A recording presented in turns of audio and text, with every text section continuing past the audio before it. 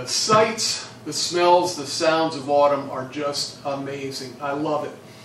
And one of my favorite smells of autumn is hot apple pie. To come into a house when you've been outside and you smell cinnamon and apples permeating throughout, the smells are just intoxicating.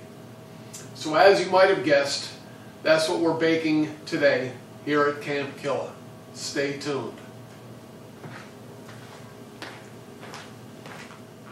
Okay, here's what you're going to need for one apple pie. You're going to need some salt, some sugar, some flour, some Crisco, some real butter, 6 to 8 apples. I prefer the Cortlands.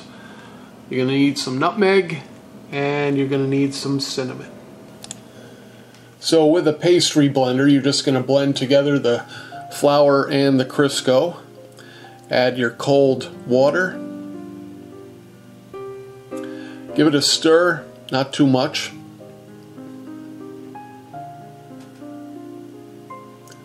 And then you're going to form it into a ball. Next we're going to put it into the fridge to cool while we pare up our apples. The apple pieces you want relatively big because they will cook down. Next we're going to sprinkle on the cinnamon, the nutmeg, and we're going to pour on the sugar and a couple of tablespoons of flour to thicken up the sauce. Now we pull the dough out of the fridge and cut it in half. Going to roll it out carefully, a little bit on one side, flip it over, and we will do the other side. Always keeping it well floured so that it doesn't stick to the board. This dough is easy to rip, and the less you can handle it, the better, because the more you roll it out, the more you handle it, the tougher it will get. It won't be nice and flaky. So now we have to fold the dough in half, and that's a little tricky sometimes. You don't want to tear it. Gently get your fingers underneath, lift it into the pie pan, half at a time.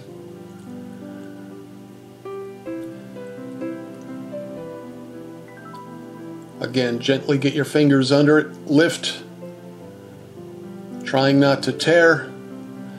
This takes some practice sometimes. This is why a lot of people will buy the pre-made pie doughs, because for some they just can't do this. Alright, now we're going to pour the apples in.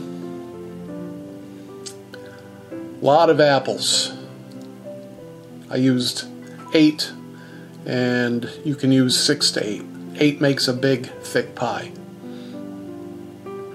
Now we're going to dot it with butter, about 2 tablespoons, randomly. And we're going to put our top crust on.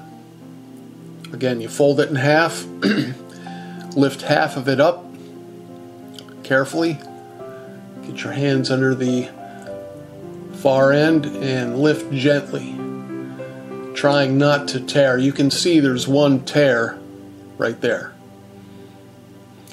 Now we're just going to fold the dough underneath so that it forms a single crust. And now with our pincher fingers, your thumb and your forefinger, you're going to just pinch all the way around to seal the edges. If the pie wasn't so thick, it would look a little better. And now we're going to poke about 10 to 12 holes with a fork just to let it vent. And we're going to brush the top with milk. This gives it a nice brown crust. And we're going to sprinkle on some sugar. Got some gourmet sugar there, but you can use any kind of sugar you'd like. Or you don't have to use any sugar, it's up to you. Pop it in the oven.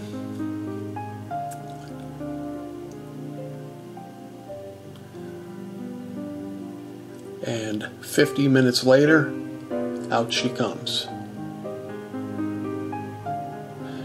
Look at that. Beautiful. Golden brown sugary crust.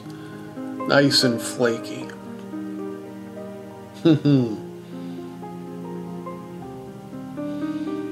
Cut myself a big piece here. Being careful not to destroy it. This pie has been sitting in the fridge overnight. If I had done that hot, it would have been a mess. Of course, who can have pie without Ramsey Paul coffee? I'm getting ready to eat, niggas. Later.